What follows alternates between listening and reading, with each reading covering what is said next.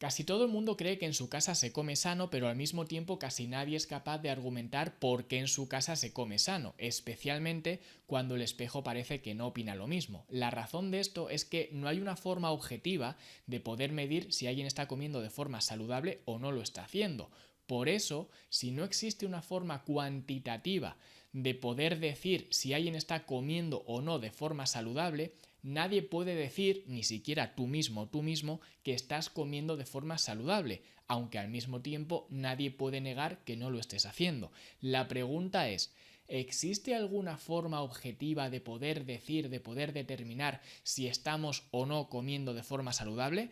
Bueno, pues sí que la hay y te la voy a explicar en este episodio, así que si esto te interesa, quédate al otro lado porque comenzamos. Lo primero que tenemos que entender es que una alimentación saludable siempre debe permitirte tres cosas: verte mejor, sentirte mejor y rendir mejor. Y si tu alimentación actual no está consiguiendo alguna de estas cosas, es que probablemente tu alimentación no sea tan saludable, al menos como tú crees.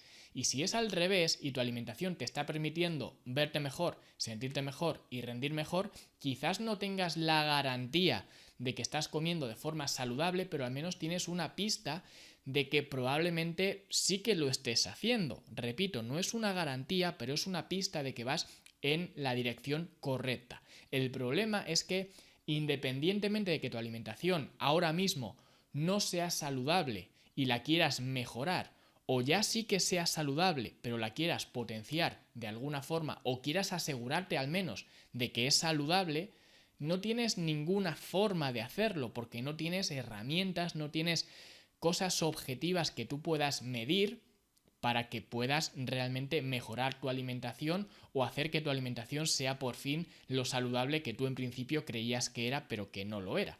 Entonces, por esa razón, cuando alguien quiere arreglar su alimentación, va a poner esfuerzos grandísimos en cosas que realmente le van a aportar pues ganancias muy marginales, en cosas que no tienen apenas impacto ni en cómo se ven, ni en cómo se sienten, ni en cómo rinden. Por tanto, es prácticamente una pérdida de tiempo. No diría una pérdida de tiempo porque todo lo que hagas siempre va a sumar, pero evidentemente si haces algo que te cuesta mucho esfuerzo, muchos recursos para obtener algo que apenas importa, que apenas es relevante, pues no se me ocurre otra forma de llamarlo que perder el tiempo o casi perder el tiempo. Porque además, si no sabes en qué cosas centrarte, lo que no vas a poder tener nunca es una progresión. Porque, lo dicho, te vas a centrar en cosas que no te van a dar un retorno que sea sustancial. Y por tanto no va a estar equiparado con el esfuerzo que tú estás poniendo. Y cuando algo no está equiparado con el esfuerzo que tú estás poniendo, vas a acabar desistiendo. Esto ocurre siempre. Y esto te pasa porque no tienes una serie de principios lógicos y principios ordenados jerárquicamente de más importancia a menos importancia en los que te deberías centrar si lo que quieres es mejorar tu alimentación. Y hablamos de principios lógicos, es decir, principios objetivos, principios cuantificables, en lugar de tener una serie de creencias emocionales, que es lo que suele tener la gente cuando se refiere a su alimentación. Por eso, si sales a la calle a hacer una encuesta, casi todo el mundo te va a decir que en su casa se come sano, aunque tú estés viendo a simple vista que evidentemente no es así, porque algo falla. No puede ser que en tu casa se esté comiendo sano y tú tengas el aspecto físico que tienes. Es inviable, es una incoherencia. Sin embargo, esa persona cree que en su casa se está comiendo sano. Y esto es porque tiene una serie de creencias que son emocionales y no tiene una serie de principios lógicos a los cuales mirar para saber si realmente estás o no comiendo de forma saludable. Y eso es lo que te voy a explicar a continuación. Voy a empezar por el primer principio que deberías tener en cuenta si quieres tener una alimentación saludable, que es el control calórico o la cantidad calórica. Es decir, los alimentos contienen energía y la unidad de medida de la energía de los alimentos son las calorías. Esto creo que es bastante obvio para casi todo el mundo que me está escuchando. Y esa energía que tú metes diariamente en el cuerpo mediante los alimentos que contienen esa energía tiene que tener un fin. Es decir, esa energía tiene que ser usada para algo, ya que como toda energía, las calorías siguen el principio universal de la conservación de la energía. Es decir, la energía ni se crea ni se destruye, solamente se transforma. Esto significa que la energía que tú metes en el cuerpo o bien se transforma en ATP para ser utilizada para hacer cualquier esfuerzo que queramos hacer o cualquier actividad que queramos hacer, o bien, si no hace falta transformarla para usar ese ATP, la podemos almacenar para usarla más tarde. Y ese es el secreto de adelgazar o de engordar. No hay más. De verdad, no miréis más allá porque no tiene sentido. Al final es una cuestión de la energía que entra por la energía que sale. Si mi cuerpo necesita más energía de la que estoy metiendo a través de esa alimentación, tendrá que usar la energía que ya tiene almacenada. Porque recordemos, la energía no se puede crear. Si mi cuerpo necesita energía, no puede crear energía, tiene que coger energía que ya está almacenada y transformarla para poder utilizarla. Y lo mismo al revés, evidentemente. Si mi cuerpo necesita menos energía de la que le estoy metiendo a través de la alimentación, tendrá que almacenar esa energía que ya está dentro del cuerpo porque le está sobrando. Porque recordemos, la energía no se puede destruir, se tiene que transformar. Y en este caso es lo que hace el cuerpo. Por tanto, si una persona está gorda, no está gorda porque haya tomado mucho el sol, no obtiene energía como las plantas de la fotosíntesis. Si esa persona está gorda es porque toda esa energía la ha metido a través de la boca, no hay más explicación. Y sé que sonaría mucho mejor deciros otro cuento y que realmente son por las hormonas, o es por la genética, o es por lo que sea, pero al final, si reducimos todo a lo más simple y a la base de todo, es porque has metido más energía de la que tu cuerpo necesita y lo has hecho durante un periodo de tiempo sustancial, de tal forma que esa energía se ha ido almacenando y se ha ido acumulando dentro de tu cuerpo. Por eso ahora estás gordo. Esto es el principal problema que tiene la gente que está gorda. Y esto, que es algo tan simple, es el aspecto más importante con respecto a tu alimentación, porque es lo que va a regular tu peso corporal. Repito, si consumes más energía de la que tu cuerpo gasta, vas a engordar. Si consumes menos energía de la que tu cuerpo gasta, vas a adelgazar. Así de sencillo. Y esto es lo que va a regular ese peso corporal. Y el peso corporal tiene un impacto brutal dentro de tu salud. Por esa razón, tú no puedes decir que estás comiendo de forma saludable si no tienes un peso corporal optimizado. Y cuando digo optimizado me refiero a un peso corporal que no sea ni muy bajo, aunque siendo realistas esto no es un problema que le atañe a casi nadie o a muy pocas personas, porque casi todo el mundo se encuentra en el polo opuesto, que tienen un peso corporal que es excesivo. De ahí el sobrepeso. Si es un sobrepeso, evidentemente es un peso adicional que no tendría que estar ahí. Por tanto, es algo limitante y es una mala condición. Por eso digo que una persona que tenga un fuerte sobrepeso o un sobrepeso a secas no puede decir que en su casa se esté comiendo sano cuando tiene ese sobrepeso debido a estar comiendo en su casa. Es una incoherencia total, porque además cuando tú tienes sobrepeso, evidentemente a más sobrepeso pues todo esto se va a magnificar mucho más, pero cuando tú tienes sobrepeso, cierto grado de sobrepeso, vas a meter más estrés en tus articulaciones, porque tienes más carga mecánica, estás arrastrando más lastre durante todo tu día. Además, tu corazón va a tener que bombear más y más sangre a los tejidos, o al menos le va a costar más trabajo, porque hay muchos más tejidos a donde tiene que llegar esa sangre, por tanto va a aumentar tu tensión arterial. También va a hacer más difícil la gestión de la glucosa, porque tienes las reservas llenas de glucosa y por eso cada vez te hace falta segregar más y más insulina para poder meter así a empujones esa glucosa que tienes en las células. Y por eso cada vez te haces más resistente a la insulina. Eso es realmente la definición de resistencia a la insulina, que necesitas cada vez más y más insulina para una cantidad X de glucosa. Y esto sucede porque estás metiendo energía de más y al mismo tiempo también te va a hacer resistente a la leptina. Por tanto, tienes menos sensación de saciedad o conseguir esa saciedad es más difícil, por tanto, te abre las puertas a comer incluso más. Por tanto, es un círculo vicioso que además va a hacer que aumente tu inflamación de tal forma que sea una inflamación crónica, porque además tus niveles de cortisol van a estar disparados todo el día, con los peligros que esto supone. Por tanto, nadie puede decir que si tiene una condición de sobrepeso en su casa se coma bien.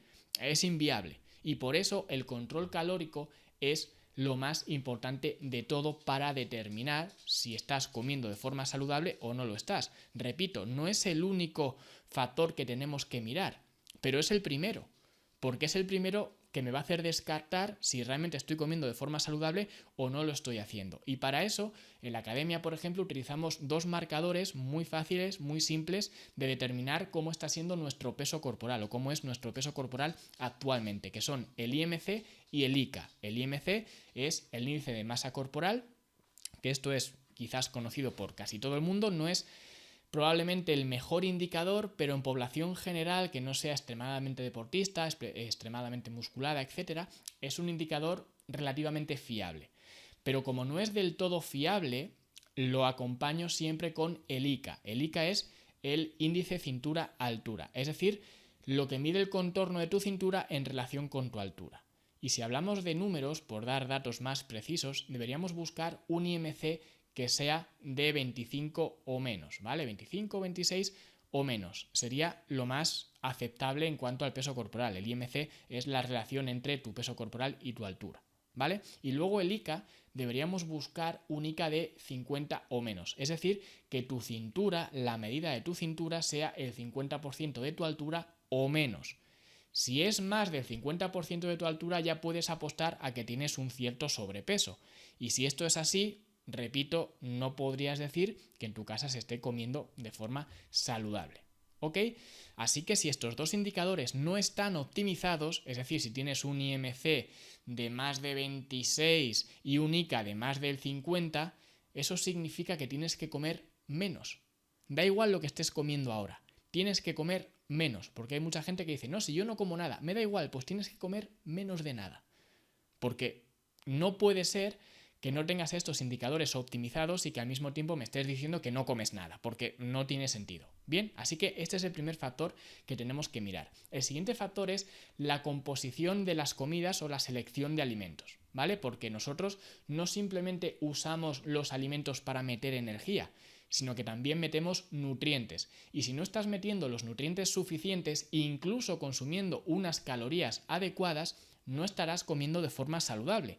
Y aquí es donde viene el principal problema de los alimentos ultraprocesados, que todo el mundo les tiene pánico, que todo el mundo se piensa que son radiactivos o que son el invento del diablo para hacernos engordar y hacernos enfermar. Y esto realmente no es así. Sí que es verdad que hay dos problemas principales con los ultraprocesados. El primero es la densidad calórica, que es justo el problema que tenemos en el punto anterior. Si nosotros sabemos ya que tenemos un límite calórico que no tenemos que superar, que además esto se agrava más en las mujeres porque ese límite calórico va a ser menor por lo general, por tanto las mujeres necesitarán menos calorías que los hombres. Si abusamos de productos ultraprocesados, que generalmente son muy densos en calorías, probablemente a las mujeres les afecte más sencillamente por eso, porque van a sobrepasar ese límite más fácilmente que los hombres.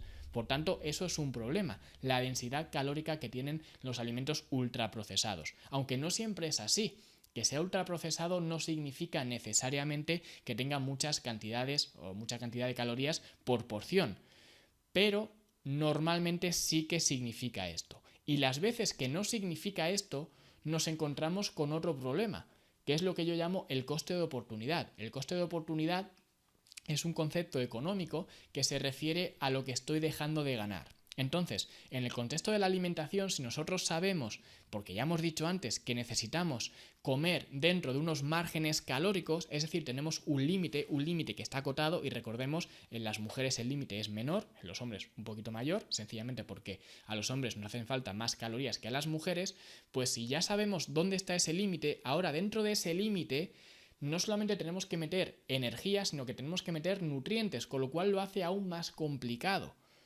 Porque si no tuviéramos ese límite, podríamos incluso meter dentro de nuestra dieta esos alimentos ultraprocesados. Pero si ya conocemos ese límite, cada vez que estoy metiendo un ultraprocesado, la pregunta no es solamente si estoy dentro del límite calórico que necesito. La pregunta es si ese ultraprocesado que estoy consumiendo me está aportando los nutrientes que necesito, que la respuesta rotundamente es que no. Por esa razón, cada vez que consumo un ultraprocesado, lo que estoy haciendo realmente es dejar de consumir otros alimentos que me van a aportar más nutrientes que el ultraprocesado. Es decir, el coste de oportunidad de comerme ese ultraprocesado es haberme comido un plátano, por ejemplo, o una naranja, o otro alimento que sea mucho más denso, no en calorías, sino en nutrientes. Ese es el problema que tienen realmente los ultraprocesados. ¿Y qué nutrientes son los que necesito aportar diariamente en mi alimentación, en mi dieta, en mi plan de alimentación? Pues son básicamente tres cosas. Lo primero serían los aminoácidos, especialmente aminoácidos esenciales, que son esenciales justamente por eso, porque los tengo que aportar mediante mi alimentación. Y esto es la proteína, generalmente, que todos conocemos, ¿vale? Y si hablamos de números, de nuevo, esto está sujeto a variaciones, pero en general, y podríamos debatirlo más en profundidad, de hecho ya hice más episodios hablando de la proteína, pero bueno, en general, una buena base para generar tu cantidad de aminoácidos esenciales y no esenciales sería 1,6 gramos por kilo de peso corporal.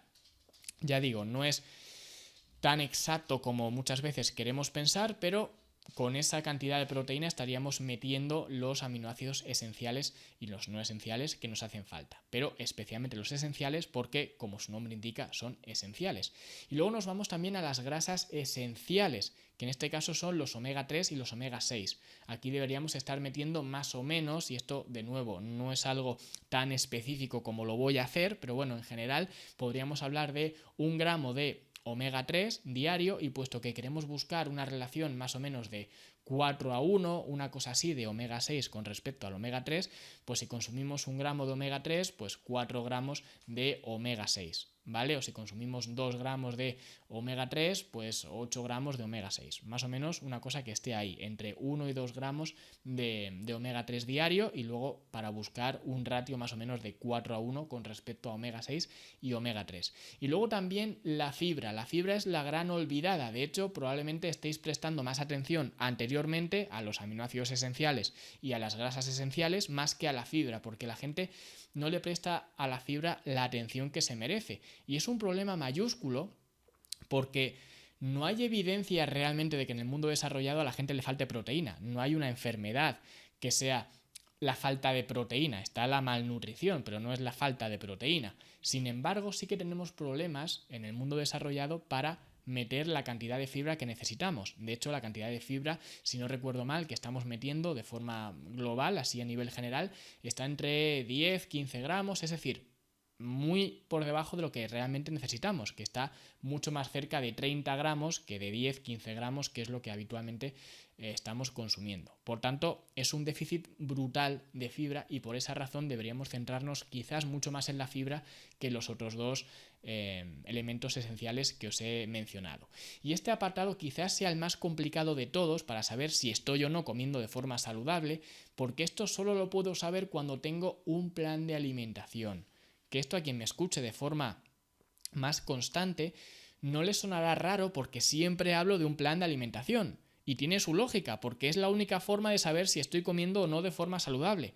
Porque sí, yo puedo tener un control calórico más o menos y saber si me estoy moviendo en la dirección adecuada con un plan de alimentación o sin él.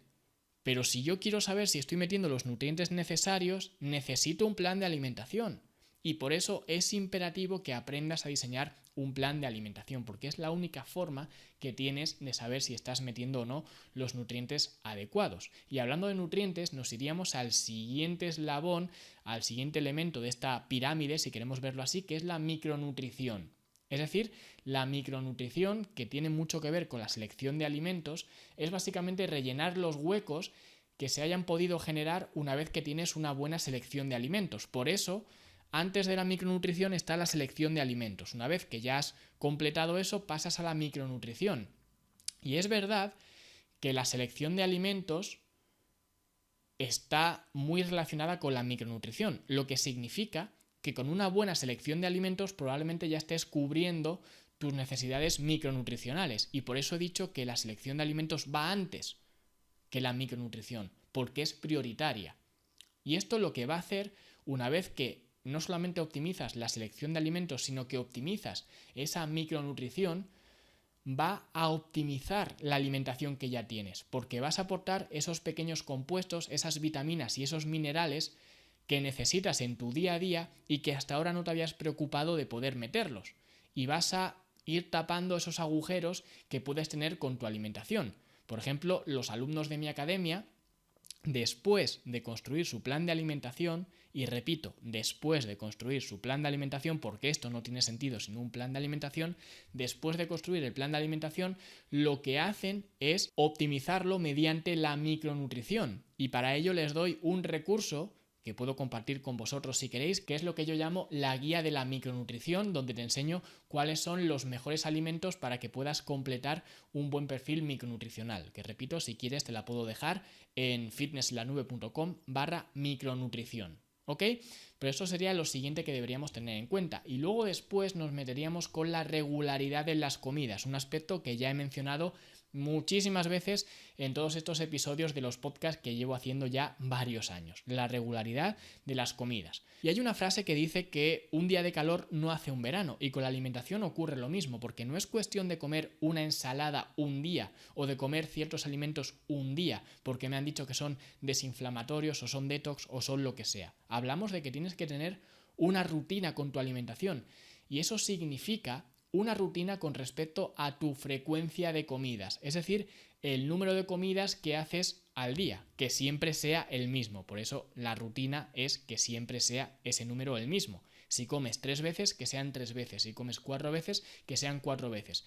Y no solamente el número de veces, sino el horario de esas comidas. Es decir, que sea a las mismas veces. Dentro de esto podríamos hablar de otras ramas como la crononutrición, que si queréis puedo hablar en otro episodio sobre la crononutrición, pero realmente lo quiero mantener simple en este episodio y decir solamente esto, que comas el número de veces que tú quieras, pero que respetes ese número de veces y respetes los horarios de comer. Por eso hay gente que se encuentra bien comiendo 2 veces, 3 veces, 4 veces, 5 veces, 7 veces. Da igual, porque al final el cuerpo se acostumbra a todo. Porque cuando tú rompes con estos patrones, cuando tú vas variando y un día comes 3 veces, al día siguiente comes 4, luego comes 2, luego comes 7, lo que estás haciendo es mandar mensajes contradictorios al cuerpo, porque estás saltándote esa regularidad. Por eso cuando la gente dice, no, a mí me va muy bien no desayunar. Yo no desayuno nunca porque me sienta bien. La realidad de lo que está ocurriendo no es que te siente bien no desayunar, es que te has acostumbrado a no desayunar y el cuerpo ya espera que no desayunes. Por tanto, cuando desayunas o cuando comes algo, te sienta mal porque el cuerpo no está esperando algo. Pero no es porque tú seas algo especial ni nada de esto, es simplemente porque te has acostumbrado a ciertos hábitos alimenticios y salir de esos hábitos lleva una transición que al principio te va a costar. Ya está, no es porque seas más especial que nadie, es simplemente porque te has acostumbrado a eso y cada vez que rompes con eso estás desregulando el cuerpo y estás rompiendo los patrones de hambre-saciedad. Por eso es imprescindible que te centres en un número de comidas diario y que sean más o menos a las mismas horas. No tiene que ser cronometrado, pero que sean más o menos a las mismas horas. Yo recomiendo comer entre 3 y 5 veces.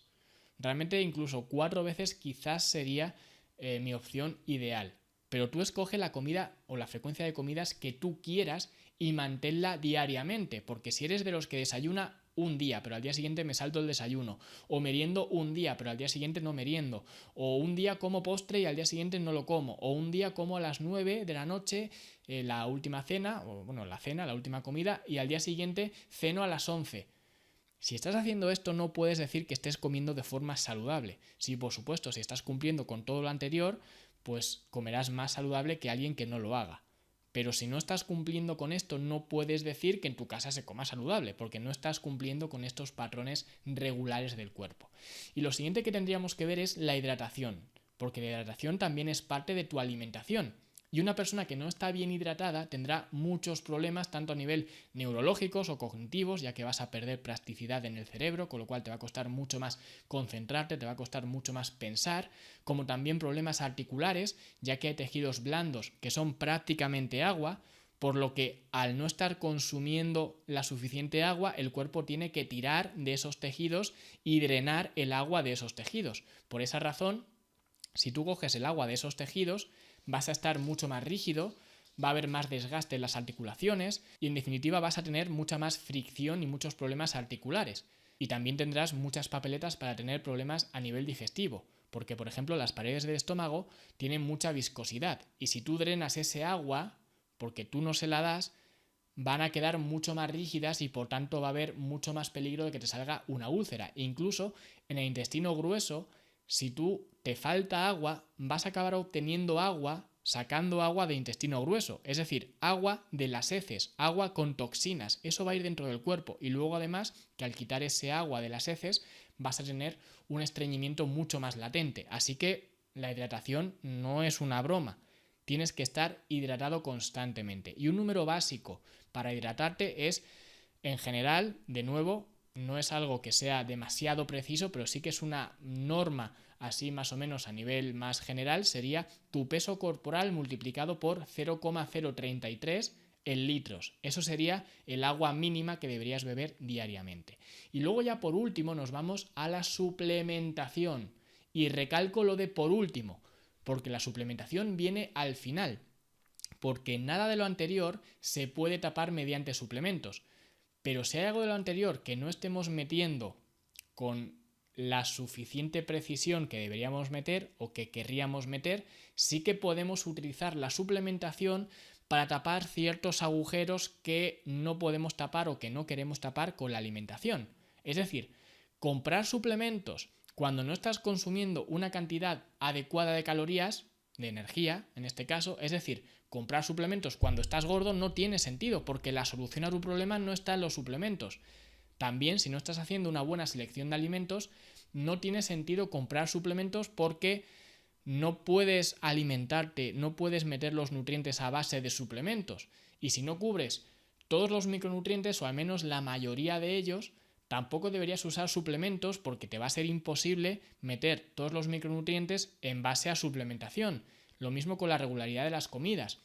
Si no tienes regularidad en las comidas, no te gastes el dinero en suplementos, porque además hay suplementos que se absorben mejor con unas comidas, hay otros suplementos que se absorben mejor cuando no consumes ciertos alimentos, etc. Por tanto, si no tienes una regularidad en las comidas, te vas a gastar el dinero en suplementos innecesariamente. Y lo mismo con la hidratación. Porque además con la hidratación, si no estás bien hidratado, hay ciertos suplementos que requieren la presencia de agua para que se puedan procesar. Si no estás metiendo ese agua, pues estás agravando el problema de esa deshidratación que tienes. ¿Ok? Así que la suplementación solamente es viable cuando tienes todos los puntos anteriores cubiertos. Y si hay algunas cosas que puedes optimizar un poquito más, o que se te quedan cojas por cualquier cosa, por ejemplo, casi todo el mundo necesitará un suplemento de vitamina D, es bastante común. O una persona, si no consume productos animales, seguramente tenga que meter un suplemento de B12. O a lo mejor una persona que no consume ciertas cosas tenga que meter un suplemento de calcio. O algunas mujeres, por ciertas circunstancias, tendrán que meter un suplemento de hierro, por ejemplo.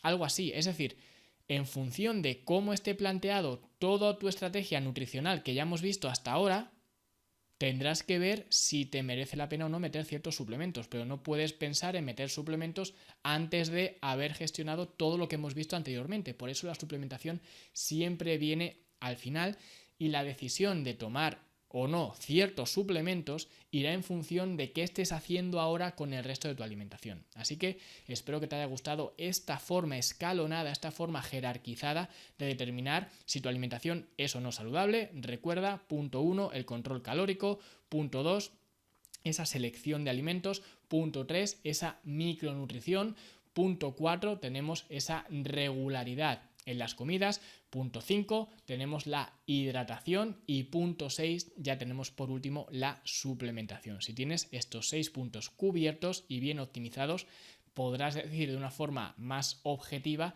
que en tu casa se come sano. Pero si no es así, no podrías decirlo, porque no hay una forma objetiva de saberlo, salvo que estés cubriendo todos estos 6 puntos. Así que espero que te haya gustado este episodio. Si ha sido así, dale like, suscríbete, deja un comentario bonito y nosotros nos vemos la semana que viene, porque la semana que viene vamos a hablar sobre entrenamiento y cansancio, o dicho de otra forma, qué hacer con el entrenamiento cuando estamos agotados. Pero esto será la semana que viene. Hasta entonces, hasta luego.